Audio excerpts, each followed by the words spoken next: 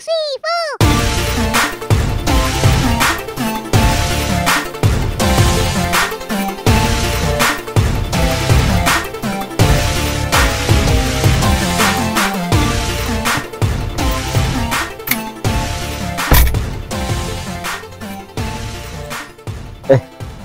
Halo teman-teman, Assalamualaikum warahmatullahi wabarakatuh.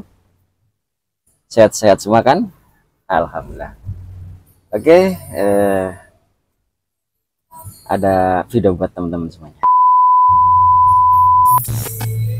Ya, jadi gini teman-teman, ini head unit original dari Toyota Innova tipe G dan tipe E juga sama ya. Nah, seperti ini. Ini head unit bawaannya kan fiturnya ya apa adanya ya. Di zamannya ya, di tahun 2004 sampai 2015 ya. Head unit ini fungsinya ya hanya untuk radio, MP3, paling ada ini nih, pakai disk yang masih pakai ini apa piringan ya masih pakai apa ini namanya, udah lama banget malah lupa ya. Nah, dan di tahun sekarang kan untuk ini udah sangat ketinggalan ya, jadi kita juga butuh head unit yang bisa mengakomodir kebutuhan kita pada saat di perjalanan maupun hiburan ya. Jadi gitu teman-teman, ini ukurannya kan 7 in dan saya mau rencana untuk memasang atau mengganti head unit bawaan ini, diganti dengan head unit Android. Nah, head unit Android saya beli yang ukuran 9 in. Namun ini ada namunnya. Namun saya tidak ingin mengganti frame ini. Frame ini tetap saya pakai originalnya. Ya. Alasannya tentu ya, satu untuk mempertahankan originalitasnya ya.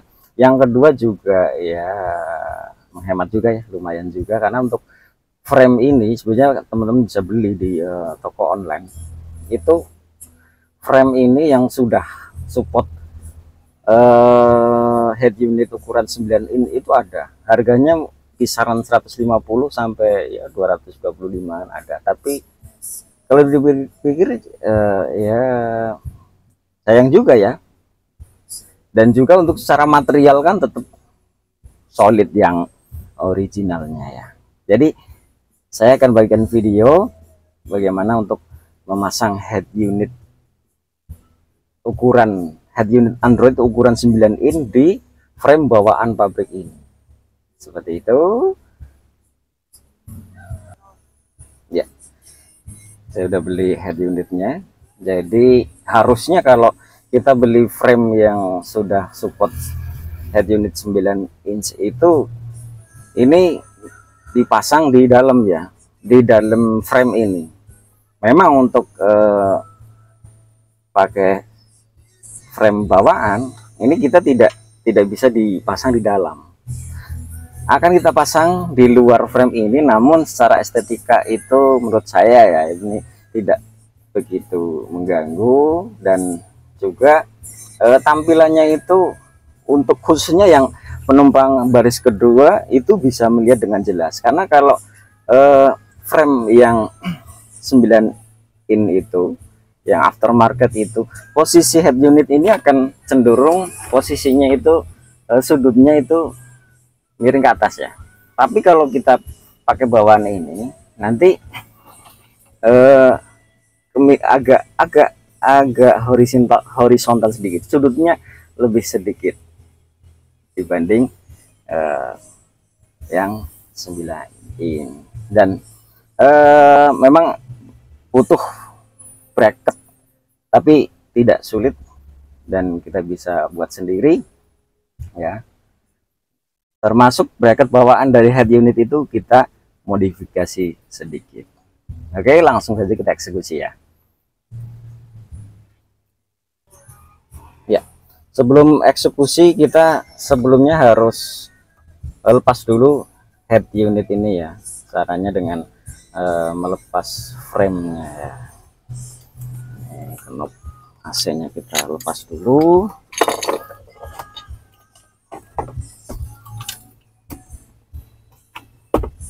Nah, bagian ini kita lepas.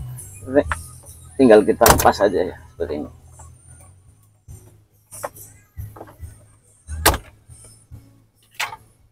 Nah,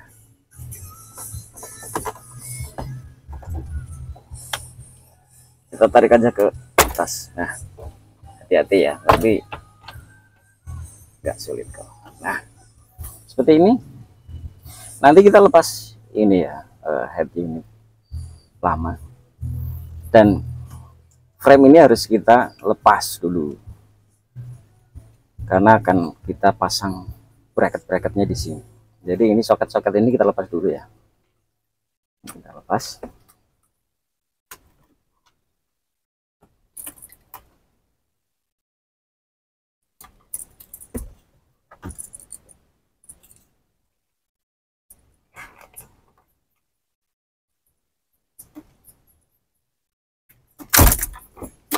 Nah, kemudian panel tombol AC ini pun kita lepas ini dengan cara melepas ini, melonggarkan kaitan-kaitan yang ada di sini. Mudah sekali kok. Nah, tuh ada 4 kaitannya. Pakai tangan juga bisa ya, tanpa alat bantu apapun ini bisa. Ya, kita lepas seperti ini ya.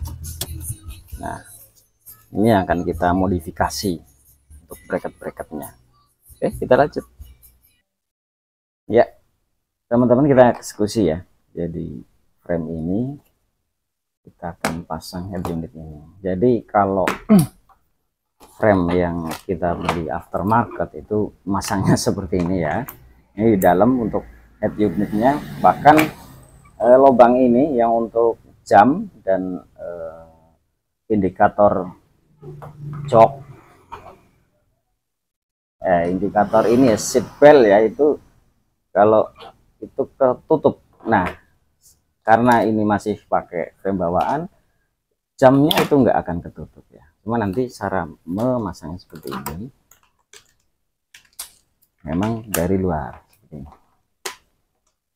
Sekilas kalau kita lihat aman ya, secara estetika juga tetap oke. Kemudian nah ini yang saya tekankan tadi, yang saya ceritakan tadi, jadi sudutnya itu tidak terlalu miring ya, jadi agak tegak. Jadi untuk penumpang yang baris kedua itu tetap bisa lihat head unit ini dengan baik gitu ya. Nah, yang jadi permasalahan atau PR kita, bagaimana cara untuk membuat bracket ini. Nah, oke, langsung aja ya, kita pasang seperti ini ya. Nah, di sini ada 4 skrup. Ini yang akan kita manfaatkan sebagai bracket atau dudukan. Nah, ini untuk bracket bawaan dari head unitnya ini memang kita modifikasi. Ini mohon maaf, saya sudah dimodifikasi ya. Ini sebenarnya kan bentuknya cuma letter L saja ya. Ini sinilah. Ini saya sesuaikan dengan bentuk yang ada di sini. Memang saya potong di sebelah sini. Saya potong, kemudian dalam bentuk ini juga ada sudutnya ya, miring. Karena menyesuaikan sini. Jadi nanti seperti ini teman-teman. Kita akan pasang di sini. Ini diikatkan di sini. Sama yang kiri juga ya, seperti ini ya. Nah, ke head unitnya itu kita bautkan, nah di sini seperti ini. Ini ada baut 2, ada skrup 2 ya. kita gunakan.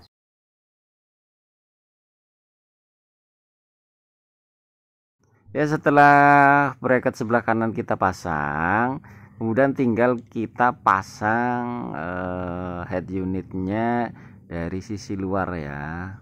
Kita pasang dulu seperti ini yang kemudian jangan lupa untuk skrup pengikat framenya kita lepas dulu. Ini yang nantinya akan kita jadikan pegangan. Ini pegangan bagian atas ya. Barulah nanti untuk kanan yang bawah kita pakai bracket lagi ya. Kemudian untuk bracket yang sebelah kiri itu kita pasang dari sisi dalam. Nah, ini teman-teman memang butuh effort sedikit ya untuk memasangnya. Ini harus kita pasang dari sisi samping dari head unit ini. Memang agak merepotkan sedikit ya. Ada dua skrup kita pasang, kita kencangkan ya. Bracket ini kanan kirinya kita kencangkan skrupnya ya, sebelah sini ya. Ini satu, ini satu. Nah, setelah kita pasang, ini kan hanya terikat, baru terikat bagian atas. Oh ya, ini jangan lupa teman-teman ya, ini sebenarnya nggak perlu dipotong seperti ini. Tadinya saya potong, tapi lebih baik tinggal ditekuk aja ke dalam, malah lebih kokoh karena ini masih mengikat sini ya. Nah, setelah ini skrupnya kita kencangkan, kita butuh bracket lagi yang bagian bawah. Caranya dengan menggunakan nih besi bolong. Besi bolong ini harganya murah sekali, paling sekitar 10.000 ya. Kita beli di toko spare part atau toko variasi sepeda motor banyak sekali. Nah ini yang akan kita skrupkan di bagian yang bawah ini. Kita harus sesuaikan ya lubangnya ya. Nah, kalau kita sekian, berarti kita potong bagian ini. Nah, namun teman-teman masih perlu memodif lagi bagian sini. Itu harus kita gerinda ya, kurang lebih sekitar 2 mili, menyesuaikan bentuk ini belakang dari head unit. Bracket yang sudah jadi seperti ini ya teman-teman. Nah, jadi bagian ini kita gerinda, bagian ini kurang lebih ya sekitar 2 mili ya. 2 mili. Oke. Nah, seperti ini. Nah, untuk mengikat ke bagian head unit, nah kita membutuhkan ini teman-teman, kabel tis. Kabel tis ini ya, ini yang lebarnya 3 mili cukup kuat lah ya. Nah, ini yang nanti mengikat.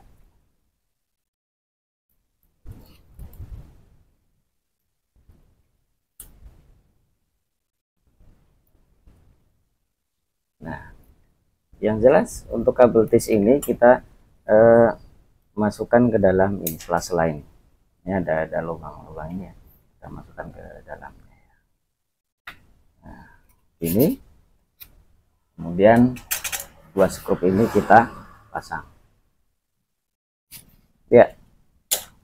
Setelah ini terpasang dengan kuat ya skrupnya, kedua skrupnya, kemudian kabel tis kita masukkan ke dalam lubang ini untuk mengikat. Kita tarik.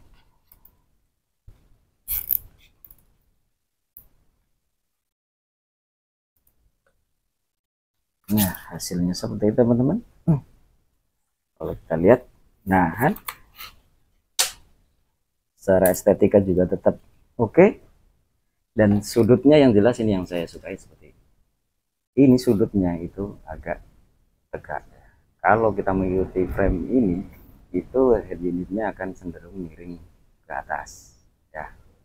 Jadi bagian penumpang kurang jelas melihat head unit ini, atau mungkin misalkan sedang lihat YouTube atau yang lain kurang jelas ya. Nah, seperti ini, dan ini kuat sekali teman. aman, kuat. Nah, seperti ini tinggal kita pasang ke mobilnya.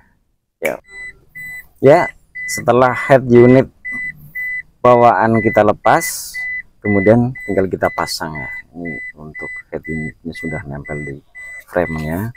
Cuma jangan lupa teman-teman, kalau beli ini head unit Android, teman-teman harus beli pula ini soket head unit Android untuk mobil kalian masing-masing ya, disesuaikan, karena kalau tidak teman-teman akan kesulitan dalam penyambungan ini ya. Di sini untuk soket bawaan beda dengan yang Android ya. Bagian juga di sini tidak ada keterangannya.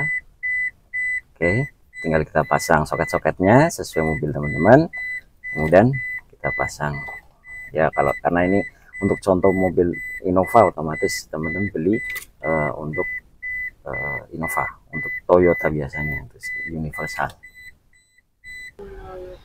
ya. Setelah terpasang soket-soketnya ya, tinggal kita masukkan seperti ini. Jadi memang kita tinggal masukkan.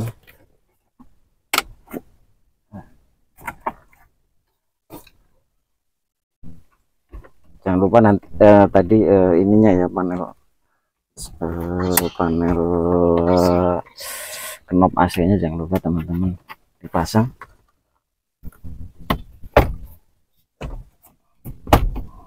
Oke.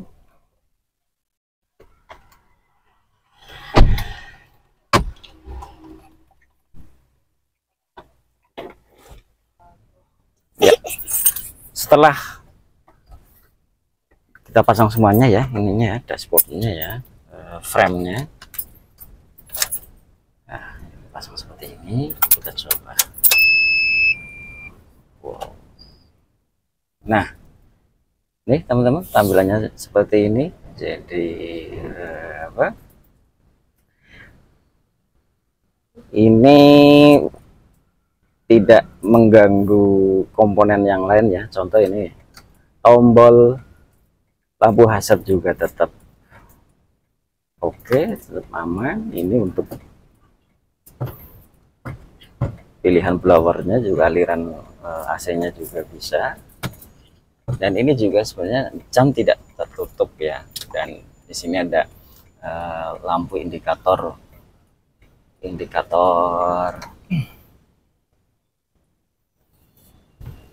seat belt juga tetap tidak tertutup. Nah, yang saya suka ini untuk sudutnya ya, sudutnya tidak terlalu lebar. Nah, jadi penumpang baris kedua pun tetap bisa lihat ini dengan nyaman ya kan. Oke, jadi seperti itu teman-teman, tutorial cara untuk memasang head unit Android 9 in di mobil Toyota Innova tipe E dan tipe G ya, dari tahun 2004 sampai tahun 2015, tanpa, ini catatannya ya, tanpa mengganti frame-nya. Jadi frame bawaan ini masih kita pakai, dan secara tampilan pun secara estetika tetap oke, namun tetap kuat ya.